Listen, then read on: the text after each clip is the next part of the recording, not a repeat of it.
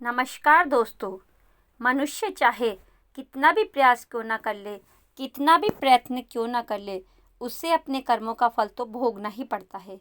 चाहे मनुष्य कितना ही प्रयत्न कर ले, लेकिन वह कभी अपने कर्मों से बच नहीं सकता। जैसी करनी वैसी भरनी, यह वाक्य तो आपने सुना ही होगा। अर्थात जैसे आप कर्म करोगे वैसा ही आपको फल भी प्राप्त होगा।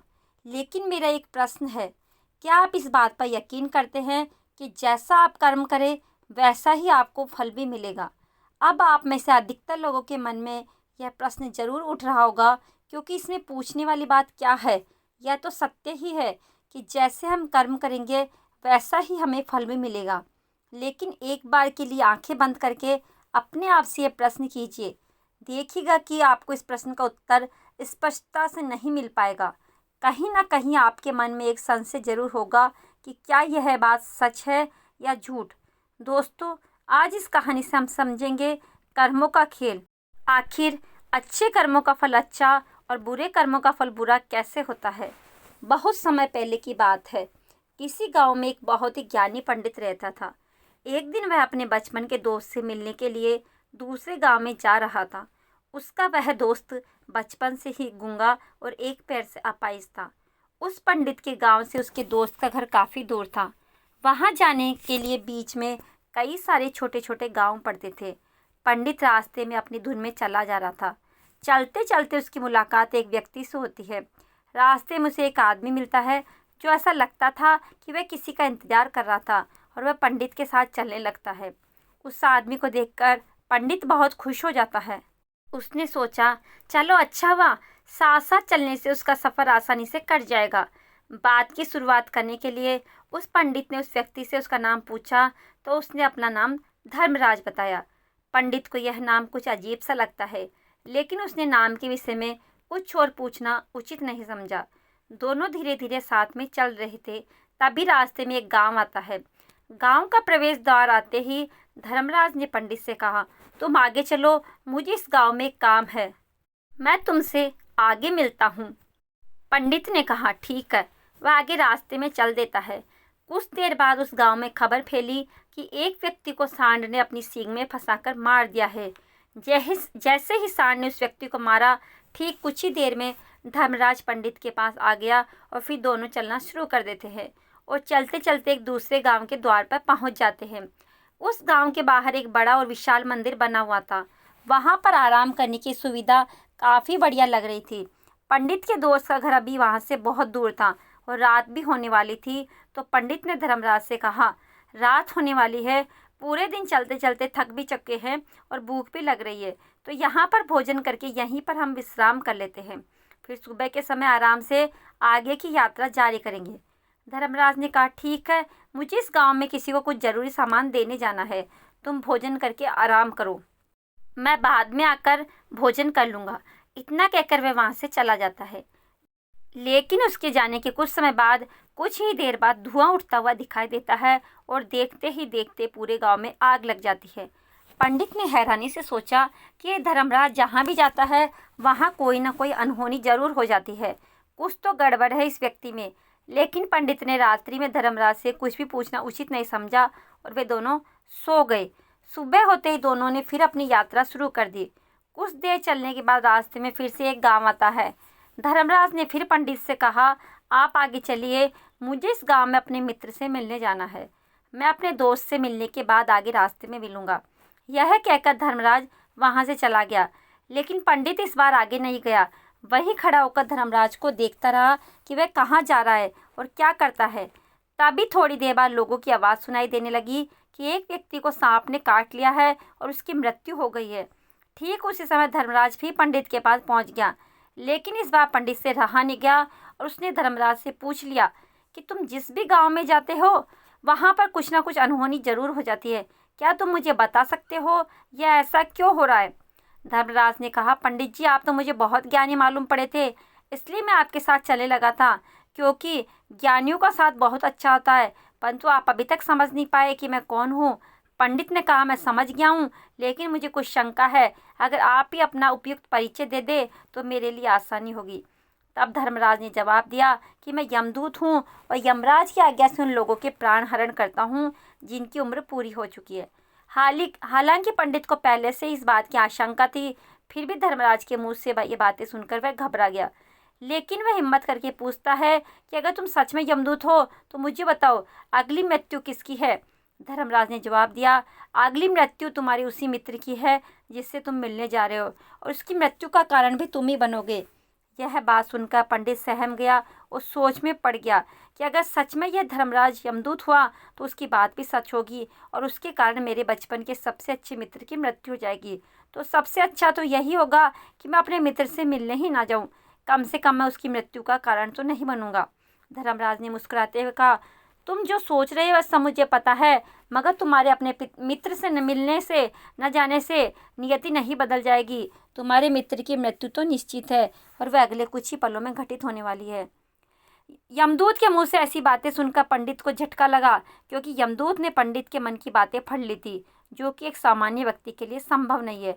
अब पंडित को विश्वास हो गया कि यह धर्मराज सचमुच में यमदूत ही है।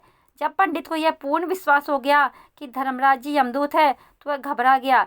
वह अपने मित्र की मृत्यु का कारण नहीं बनना चाहता था, इसलिए वह पलटकर अपने गांव की तरफ वापस जाने लगा। लेकिन जैसे ही पंडित वापस जाने के लिए मुड़ा, उसने देखा कि उसका मित्र तेजी से उसकी तरफ चला आ रहा है, जो कि पंडित को देखकर अत्यंत प्रसन्न दिखाई पड़ रहा था। अपने मित्र के आने की गति को देखकर पंडित को ऐसे लगा कि जैसे उसका मित्र काफ़ी देर से ही उसका पीछा कर रहा है, लेकिन वह बचपन से ही गूंगा था और एक पैर से लंगड़ा भी था, इसलिए ना तो पंडित को आवाज़ दे पाया और ना ही उस तक पहुंच पा रहा था। लेकिन जैसे ही वह पंडित के पास पहुंचा, अचानक ही जमीन पर गिर पड़ा और तुरंत ही उसकी मृत्यु हो गई। पंडित हक्का बक्का होकर धर्मराज को देखने लगा, जैसे कि वह पूछना चाह रहा हो कि आखिर क्या हुआ। धर्मराज पंडित के मन में उठ रहे प्रश्नों को समझ गया और बोला, तुम्हारे मित्र ने पिछले गांव में ही तुम्हें देख लिया था और वे वहीं से तुम्हारा पीछा कर रहा था, लेकिन गूंगा और लंगड़ा होने की वजह से तुम तक नहीं पहुंच पाया। उसने अपनी पूरी ताकत लगाकर तुम तक पहुंचने का प्रयास किया, लेकिन बुढ़ापे में बचपन जैसी ताकत नहीं होती, इसलिए दिल का दौरा होने के कारण उसकी मृत्यु हो गई। क्योंकि वह तुमसे मिलने के लिए अपनी सीमाओं को तोड़कर तुम्हारे पीछे भाग रहा था, इसलिए अपने मित्र की मृत्यु का कारण भी तुम ही कहलाओगे। अब पंडित को पूर्णतः विश्वास हो गया कि धर्मराज एक यमदूत है और उसका कार्य जीवों के प्राण हरना है।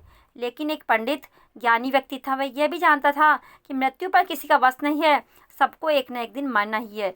यही सोचकर उसने अपने आप को संभाल लिया।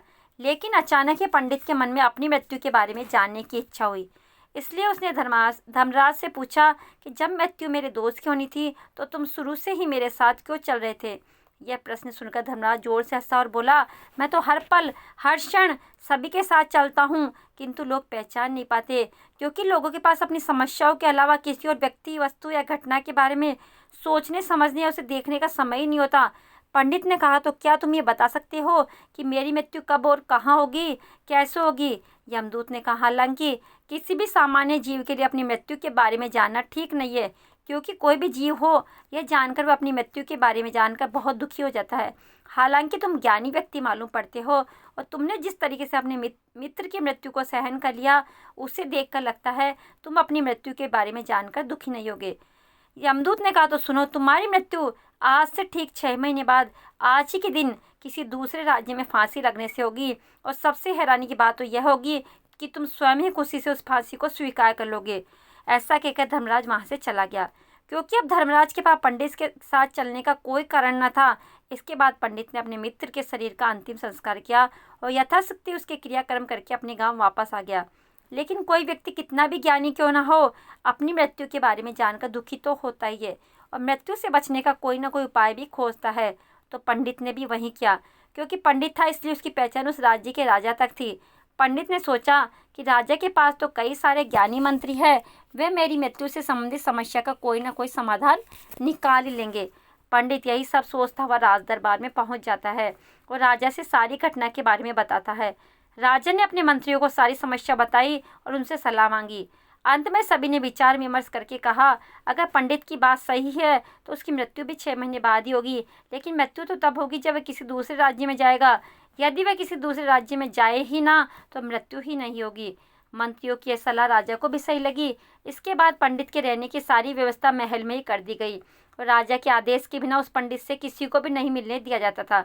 लेकिन पंडित कहीं भी आ जा सकता था, ताकि पंडित को यह न लगे कि वह राजा की कैद में है। परंतु पंडित डर के मारे स्वयं ही कहीं नहीं आता जाता था। धीरे धीरे महीने गुजरते गए और पंडित की मृत्यु का समय नज़दीक आने लगा, और अंततः वह भी दिन आ गया जिस दिन पंडित की मृत्यु होनी थी। तो जिस दिन पंडित की मृत्यु होनी थी, उसकी एक रात पहले पंडित डर के मारे जल्दी ही सो गया, ताकि जल्दी से वह रात बीत जाए और अगला दिन आ जाए, ताकि उसकी मृत्यु टल सके। यही सोचकर वह जल्दी सो जाता है। लेकिन पंडित को नींद में चलने की बीमारी थी, और वह स्वयं अपनी बीमारी के बारे में नहीं जानता था। फिर राजा, मंत्री या किसी वैद्य को इसके बारे में बताने का कोई प्रश्न ही नहीं उठता। पंडित अपनी मृत्यु को लेकर बहुत चिंतित था। वह पिछले कई दिनों से ठीक से सो भी नहीं पा रहा था, और नींद में चलने की बीमारी भी तभी होती है जब व्यक्ति ठीक से सो नहीं पा रहा हो। तो उस रात भी पंडित को नींद में चलने का दौरा पड़ा। वह उठा और महल से निकलकर अस्तबल में गया। क्योंकि पंडित राजा का खास मेहमान था, इसलिए किसी भी पहरेदार ने उसे नहीं रोका और ना ही किसी तरह की पूछताछ की। अस्तबल में पहुंचकर वह सबसे तेज चलने वाले घोड़े की पीठ पर सवार होकर नींद में ही अपने राज्य की सीमा से बाहर दूसरे पड़ोसी राज्य में चला गया। इतना ही नहीं, वह दूसरे राज्य के राजा के महल में पहुंच गया। उस महल के पहरेदार ने भी उसे नहीं रोका और ना ही कोई पूछताछ की। सभी लोग रात्रि का अंतिम प्रहर होने के कारण गहरी नींद में थे। वह पंडित सीधे राजा के सैन्य कक्ष में पहुंचा, जहां राजा और रानी सो रहे थे। वह पंडित वहीं जाकर सो गया। सुबह हुई तो राजा ने देखा पंडित को रानी के बगल में सोया हुआ। तो राजा बहुत क्रोधित हो गया। राजा ने पंडित को कैद करने का आदेश दे दिया। पंडित गिरफ्तार हो गया, लेकिन पंडित को कुछ भी समझ में नहीं आ रहा था कि आखिर ये चक्कर क्या है। वह दूसरे राज्य में और राजा के सैन्य कक्ष में कैसे पहुंचा, लेकिन वहां उसकी ये सब सुनने वाला कोई नहीं था। अगली सुबह राजा ने पंडित को दरबार में पेश करने का आदेश दिया। कुछ देर बाद उस पंडित को दरबार में लाया गया। पंडित को देखते राजा इतना आग बबूला हो गया कि उसे फांसी पर चढ़ा देने का हुक्म सुना दिया। फांसी की सजा सुनकर पंडित कांप गया, लेकिन फिर भी थोड़ी सी हिम्मत जुटाकर राजा से बोला, महाराज, मैं नहीं जानता कि मैं राजमहल तक कैसे पहुंचा।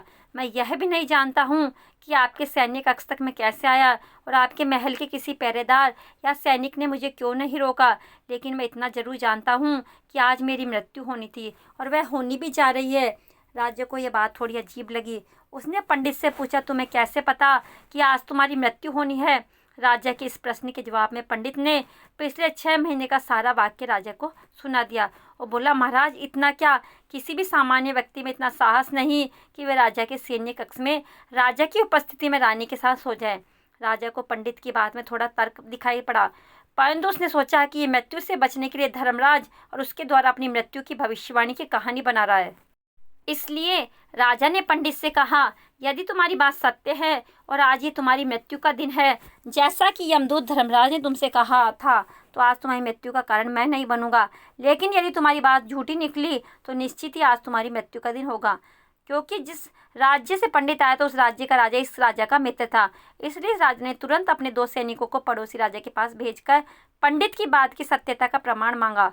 सैनिक भेजे गए, शाम तक लौटे। उन्होंने राजा को बताया कि महाराज, पंडित जो भी कुछ कह रहा है वह सब सत्य है। पड़ोसी राज्य के राजा ने पिछले 6 महीने से पंडित के रहने की सारी व्यवस्था अपने ही महल में कर रखी थी। पंडित राजा का खास मेहमान था। कल शाम राजा आखिरी बार पंडित से उसके कक्ष में मिले थे, और उसके बाद यह इस राज्य में कैसे पहुंच गया, इसकी जानकारी किसी को भी नहीं है। इसलिए उस राज्य के राजा के अनुसार पंडित को फांसी की सजा देना ठीक नहीं है। लेकिन राजा के सामने एक नई समस्या थी, क्योंकि उसने बिना पूरी बात जाने ही पंडित को फांसी की सजा सुना दी थी। इसलिए अगर पंडित को फांसी नहीं दी जाती तो राजा के वचन का अपमान हो जाएगा। लेकिन अगर राजा की बात का मान रखा जाए तो बेवजह ही एक निर्दोष व्यक्ति की मौत हो जाएगी। राजा ने अपने सभी मंत्रियों से इस बारे में सुझाव मांगा। तो मंत्रियों ने राजा को सुझाव दिया कि महाराज, पंडित को एक कच्चे सूत के धागे से फांसी लगवा दी जाए। इससे आपके कथन का भी मान रह जाएगा और कच्चे सूत के धागे से पंडित की फांसी भी नहीं लगेगी और उसके प्राण भी बच जाएंगे। राजा को मंत्रियों का यह सुझाव पसंद आया और उसने ऐसा ही करने का आदेश दे दिया। पंडित के लिए कच्चे सूत के धागे से फांसी का फंदा बना गया और नियम के अनुसार पंडित को फांसी पर चढ़ाया जाने लगा। सभी लोग बहुत खुश हुए थे कि ना तो पंडित मरेगा और न ही राजा का वचन खाली जाएगा। पंडित को भी पूर्ण विश्वास था कि सूत के धागे से उसकी मृत्यु हो ही नहीं सकती। पंडित उस पर चढ़ने के लिए तैयार हो गया। जैसा कि धर्मराज ने भविष्यवाणी की थी कि तुम खुद ही अपनी फांसी को स्वीकार करोगे। लेकिन जैसे ही पंडित को फांसी दी गई, सूत का धागा तो टूट गया, लेकिन टूटने से पहले उसने अपना काम कर दिया। पंडित के गले की एक नस सूत के धागे के झटके से कट चुकी थी और पंडित जमीन पर पड़ा तड़प रहा था। उस पल उसके गले से खून की फुहार निकल रही थी और देखते ही देखते पंडित का शरीर पूरी तरह से शांत हो गया। सभी लोग आश्चर्यचकित थे और पंडित को मरता हुआ देख रहे थे।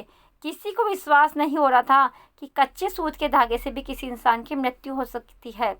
लेकिन घटना तो घट चुकी थी। नियति ने अपना काम कर दिया था और धर्मराज की भविष्यवाणी भी सच हो चुकी थी। दोस्तों, श्रीमद् भागवत गीता में भगवान श्री कृष्ण ने कहा है, जो होना होता है वह होकर रहता है। हम चाहे कितनी ही सावधानी बरते, कितना ही उपाय कर ले, लेकिन घटना की पूरी प्रणाली पहले से ही तय होती है, जिसे हम थोड़ा सा भी इधर उधर नहीं कर सकते। दोस्तों, शायद इसलिए ईश्वर ने हमें भविष्य जानने की क्षमता नहीं दी है, ताकि हम अपने जीवन को ज़्यादा बेहतर तरीके से जी सके। और यही बात उस पंडित पर भी लागू होती है। अगर पंडित ने यमदूत से अपनी मृत्यु के बारे में ना पूछा होता तो 6 महीने तक राजा के महल में कैद रहकर डर कर जीने की बजाय ज़्यादा बेहतर जीवन जीता। दोस्तों, आपने आज की इस वीडियो से क्या सीखा है मुझे आप कमेंट बॉक्स में बता सकते हो।